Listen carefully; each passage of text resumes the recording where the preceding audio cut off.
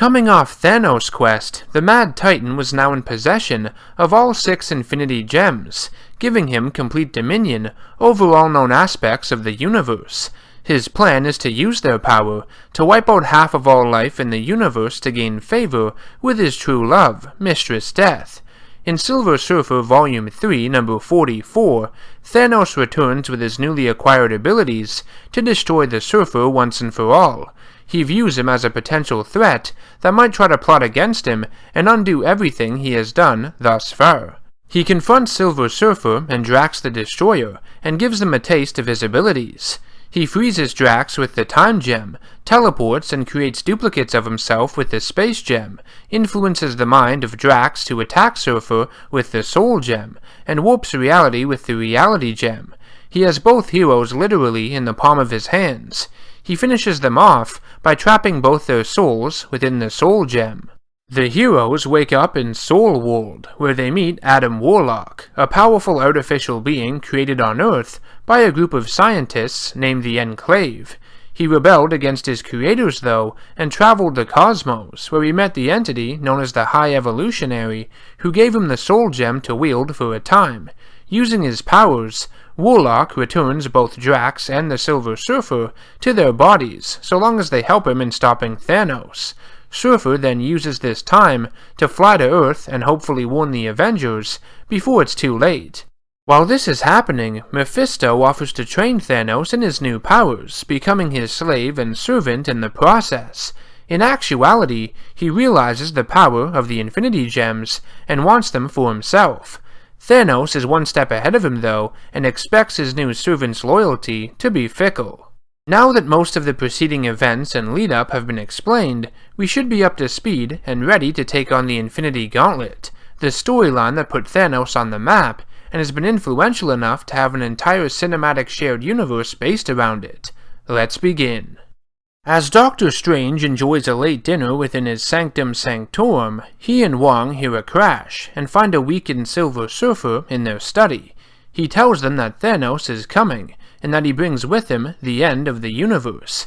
He goes on to explain that Thanos has been resurrected and strengthened by Mistress Death, and that she has tasked him to wipe out half of all life in the universe.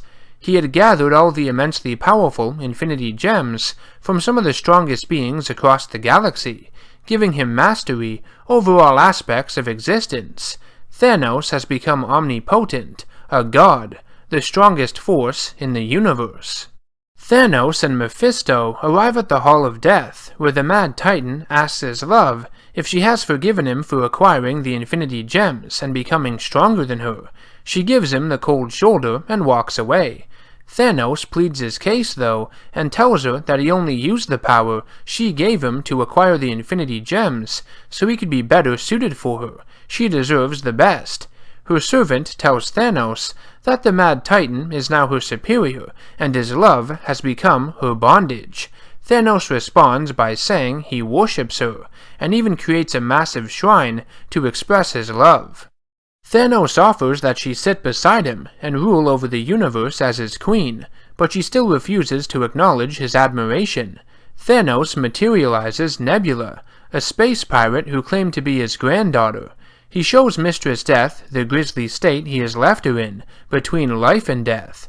Her very existence embodies the glorious promise of death, but still his love rejects him. Furious, he blows up Mistress Death's servant. Thanos comes to the realization, though, that he has been so preoccupied with courting death and wielding his newfound power that he has not accomplished the task she asked of him in the first place. Once he does, there is no reason for her to deny his love. Thanos walks to the edge of his death shrine, raises his left arm, and proceeds to snap his fingers. While patrolling at night, Spider-Man notices half the people in Times Square have vanished. At Avengers HQ, Captain America sees Hawkeye and Circe vanish from existence. Nick Fury, commander of S.H.I.E.L.D., is getting calls from all over the world and realizes that half the human race has vanished. It's not just humans either, but all life forms on the planet have been affected. Wong disappears, and the Silver Surfer has sensed this great loss all across the universe. There can only be one being responsible. Thanos. As the Earth's heroes try to pick up the pieces of this great disappearance, Doctor Strange is contacted by Adam Warlock, who tells him to gather the champions of Earth to be led under him. It's the only way they can stop Thanos. Eros of Titan, also known as Star Fox, Thanos' brother, realizes that he is responsible. Before he can do anything, he disappears, transported and bound by his monstrous brother for a family reunion, so to speak. Star Fox tries to use his emotion-manipulating powers on Thanos, but his mouth is removed as punishment. Adam Warlock appears before Doctor Strange and Silver Surfer, as well as Doctor Doom, who had confronted the Surfer, wanting to know what has happened to his people of Latveria. Warlock suggests that he himself must lead everyone in the fight against Thanos, seeing as he knows the secrets of the Infinity Gems. Doctor Doom refuses.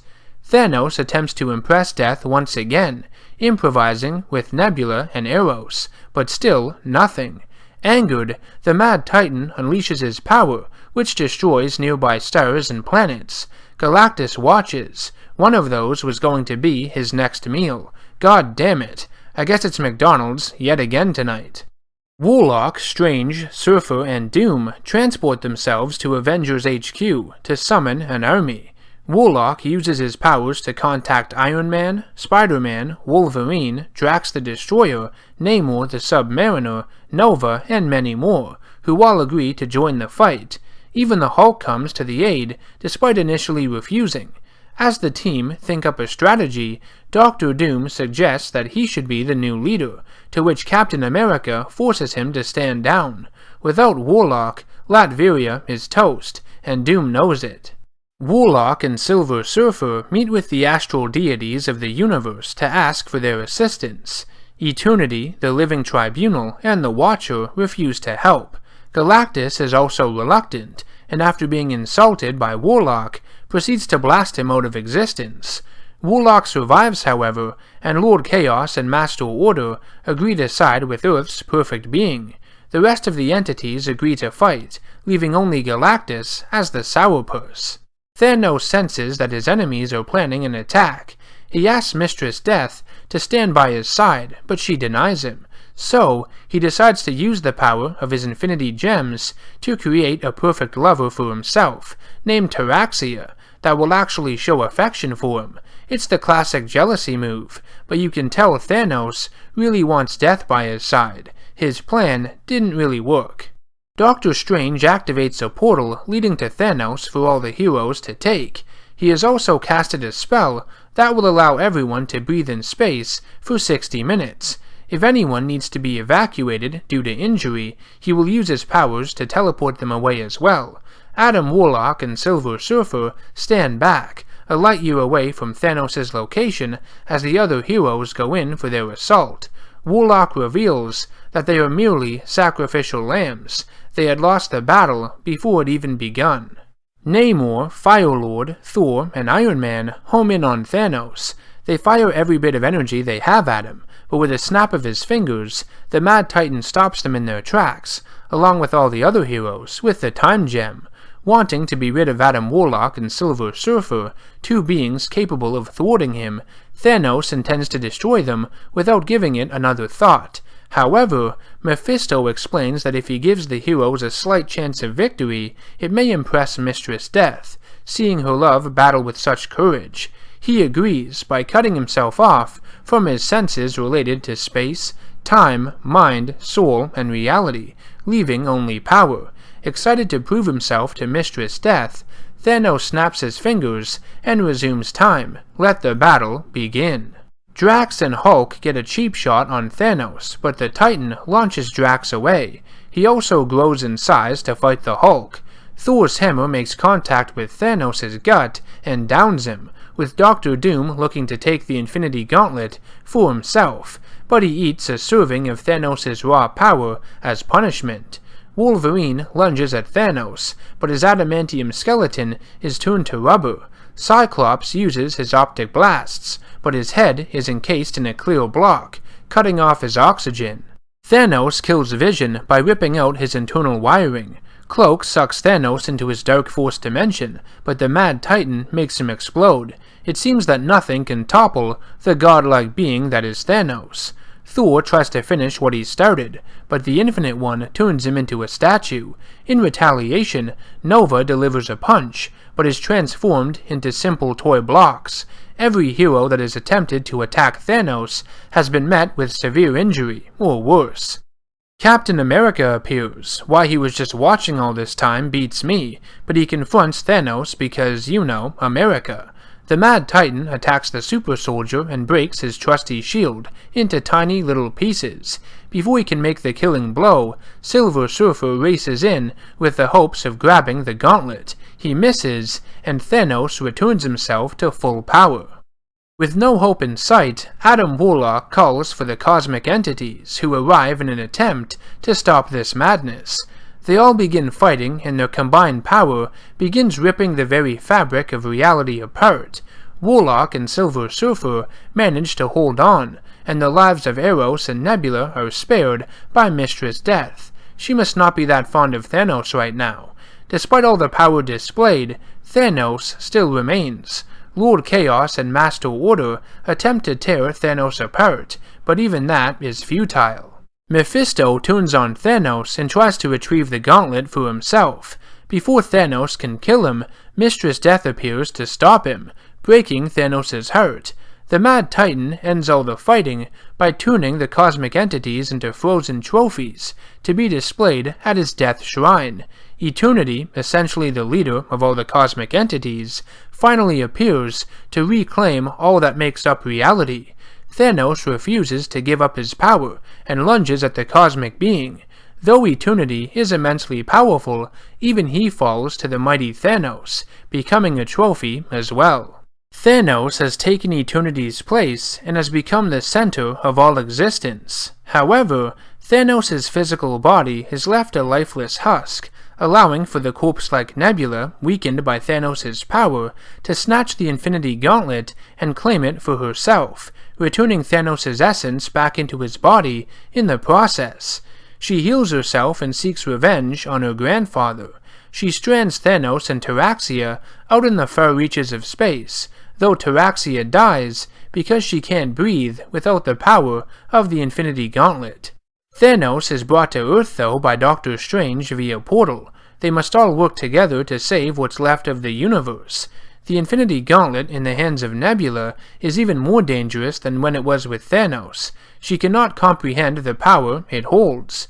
Adam Warlock speaks with Thanos, asking for his help in defeating his granddaughter. He tells him that while Thanos possessed the Soul Gem, Warlock was a part of it. He was able to access the inner heart of Thanos and knows him better than he knows himself. Warlock reveals to Thanos, and us, the audience, that though the Mad Titan has acquired limitless power countless times throughout his journeys, deep down he feels he doesn't deserve it, and allows himself to lose time and time again. At first, Thanos wants to deny it, but he can't. He gives in to the accusations and agrees to help.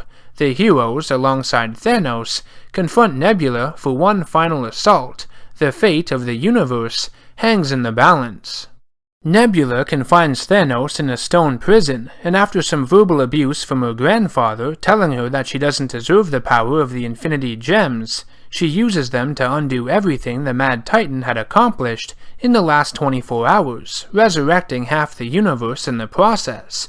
She also fails to realize that she herself would be affected by it too, though Nebula reacts fast enough to stop Thanos from acquiring the Gauntlet yet again, but maybe that might not have been such a bad idea, because the cosmic entities are back as well. With Nebula's infinite power, they are still no match for her abilities. She turns each one of them into stone. While this is happening, Adam Warlock and Silver Surfer go to the Soul World, where Warlock's powers are stronger. He uses the Surfer as a spiritual anchor, and with Nebula's inexperience providing him with an advantage, he communicates through the Soul Gem to the other 5, and sabotages the combined power of the Infinity Gauntlet. Before Thanos can grab it again, the heroes stop him, and Adam Warlock is the one who reaches it first. With the strongest force of the universe now in his possession, no one dare argue that fact. Warlock promises to use the Gauntlet's powers wisely, and before he can be captured, Thanos activates an explosive device, preferring death over imprisonment. Thor throws his hammer at the Mad Titan though, launching him into space, and the device activates, seemingly killing the villain. As the other heroes leave, Doctor Strange, Silver Surfer, and Thor remain. They tell Warlock that the power of the Infinity Gauntlet could corrupt him. They can't entirely trust him with it as a result. Regardless, there is nothing more left to say, and he transports them back to Earth. Warlock and his allies travel 60 days into the future on an unnamed planet where they meet Thanos, who has been living as a hermit. He gives Adam Warlock a piece of advice: to endure the power of the Infinity Gauntlet or to surrender it. It's his choice to make. Thanos, on the other hand, has chosen to live a quiet life, to reflect on the lessons of the past. Without all that power and responsibility, he believes he got the better end of the deal. Despite only being 6 issues long, there was a lot to this storyline. I think the strength of the Infinity Gauntlet lies within its concept. From an idea perspective, it's one of the more ingenious in the entire comic book medium, in my opinion, matched only by that of the emotional spectrum and the various Lantern Corps from DC. I think it does a great job in explaining the Infinity Gauntlet's power, for the most part, and that everyone, both hero and villain, have an unquenchable thirst for its possession. Unfortunately, the Infinity Gauntlet does have its fair share of problems. I think this story, and more specifically its writing, could have been better. It's not that great, especially in comparison to Thanos' quest, for example. Everything to do with the Mad Titan and Mistress Death is amazing. I love that stuff, but I think everything else is sort of a mixed bag. Out of the 6 issues, there is probably 1 issue worth of content that could have been cut out entirely. It feels like there is quite a bit of filler. For instance, I get that the entire planet is suffering from the Great Disappearance, but seeing the same information relayed to us over and over again seems kind of unnecessary. It doesn't add anything new to the narrative, and is a complete waste of time. It happens far too frequently for the first half of this storyline, and can become rather bothersome. It doesn't affect the story in any way. The pacing is out of whack at times because of it. Though the action is exciting throughout the storyline and keeps you invested, the battle with Thanos and banded together Marvel heroes and villains is a sight to behold. Even that suffers from obvious issues. For one, Mephisto convinces Thanos to give the heroes a fighting chance, which means the writers had to weaken Thanos in some way in order for this first battle to happen. It would have been over much quicker had they not, and this storyline relies on that battle as its centerpiece, which is sort of a weakness. Without it, we would have been left with just Thanos fighting the cosmic entities, and the final confrontation with Nebula at the end, not enough to make this whole thing satisfying. Another thing that could be viewed as a weakness of this storyline is that it gets a bit far-fetched at times, pushing the limits of its ideas and visuals to the absolute limit. The writers and artists were very ambitious, I give them that, but some of these concepts are a bit problematic to wrap one's head around. As an audience, it becomes hard to follow at certain points. The Infinity Gauntlet allows its possessor full control over all reality and existence. That's not something you can easily put into a visual form. I mean, hell, even the people behind the comic couldn't do it at times. When something is beyond description, it means they don't know how to explain it, or rather don't want to. And this is what the live-action Infinity War film did much better than the comic ever could. It stresses the notion that once Thanos has the gauntlet, he can snap his fingers and wipe out half of all life in the universe. That's the end goal, the final result. When you have the snap happen at the beginning of the story, it puts you in a much more difficult position. You have to rely on the destruction of the entire universe being the end result at that point. That's the only other higher climactic event you can do that makes any sense. Because of the strong opposing factors Thanos has to go up against to accomplish that, the entities of the universe, he has to become one with reality and all existence by the end. It can get overly complicated when it doesn't need to be, and the cosmic universe you have created within your brand is now your storytelling crutch in a way. With that said, the MCU Thanos still possesses all the abilities the comic book one does when you really think about it. However, the film doesn't focus on that. It focuses on the snap, and the snap alone. That's what Thanos truly wants. It stays much more focused and doesn't get overly complicated. Now, does that mean I think the MCU version of Thanos is better than the comic book one? Absolutely not. The comics explain his love for Mistress Death as a motivating factor on top of wanting to create balance in the universe. He also feels that he doesn't deserve this power deep down and wants to lose as a result, though I feel this could be something brought up in Endgame due to his guilt over Gamora's death. I just feel from a storytelling perspective, with pacing, focus, and not too much convolution, that the movie is better. I love the comic, but its action and concept are not enough to outweigh its weaknesses. I'm sorry. Despite everything I've said though, I still enjoy the Infinity Gauntlet. It's a great crossover, and far from terrible. It was the storyline that really put the character of Thanos on the map, and it's going to be his legacy for decades to come. I think as a crossover, it does what it set out to do, though, unlike some other ones I've read over the years, this one relies too much on the audience's familiarity with some of its characters. You're going to feel lost at times when they bring up events from past storylines and characters you've never read about up until now.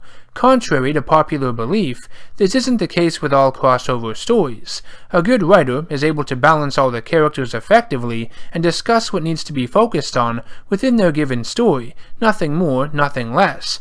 Here, I feel it draws from outside sources a bit too much, which leaves it feeling unfocused, confusing, and unnecessarily complex at times, which is unfortunate. Make sure to stay tuned for the next comic review in my Infinity Saga, the Infinity War, leading up to the release of Avengers Endgame. If you enjoyed the video, be sure to subscribe to the channel to be notified of all future content. As always, I will see you in the next one. Take care.